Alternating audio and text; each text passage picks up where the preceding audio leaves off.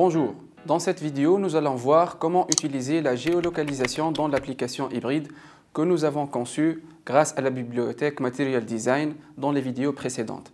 À travers cette fonctionnalité qui est native, nous allons 1. Récupérer les coordonnées de notre position GPS, 2. Placer un indicateur de position sur une carte Google Maps et visualiser tout le résultat dans une fenêtre de type In-App Browser.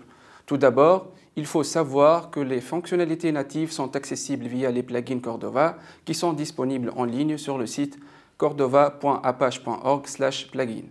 Bien sûr, l'utilisation de ces plugins se fait via JavaScript au sein d'une page HTML dans laquelle on veut faire valoir les services d'un plugin. Mais avant tout, il faut bien évidemment intégrer le plugin avec lequel on va travailler dans notre projet Cordova. Dans notre cas, nous allons ajouter le plugin Geolocation et le plugin In-App Browser, et pour ce faire, il suffit d'utiliser la commande Cordova Plugin Add. Cette commande va bien évidemment ajouter les services de géolocalisation dans notre projet qu'on devrait exploiter via JavaScript, mais elle va aussi ajouter les permissions nécessaires à l'exécution de ce plugin. Il s'agit bien ici de permission Course Location et de la permission Find Location.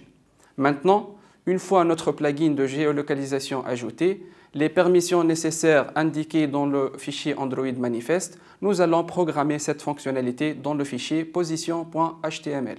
Je vous rappelle bien sûr la nécessité d'inclure un lien vers cordova.js dans le header de la page position.html qui sera notre passerelle vers tous les plugins ajoutés à notre projet.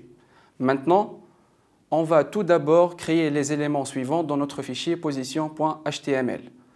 Un bouton pour montrer les coordonnées qui sert comme déclencheur de la fonctionnalité ShowCord, un bouton pour voir la position sur la carte qui sert comme déclencheur de la fonction ShowMap et troisièmement un élément div avec l'ID Geolocation qui sera contenant des coordonnées récupérées.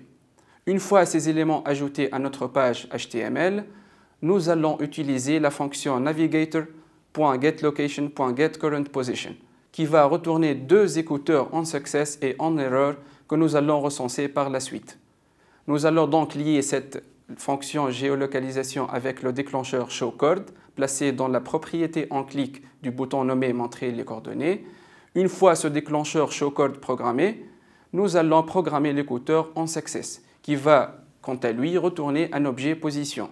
Les valeurs retournées seront placées dans l'élément div auquel nous avons affecté l'ID Geolocation. Comme vous l'avez constaté dans ce code, nous avons placé le contenu de l'objet position dans une variable mapPosition que nous allons exploiter pour afficher la position sur la carte dans une fenêtre In-App Browser.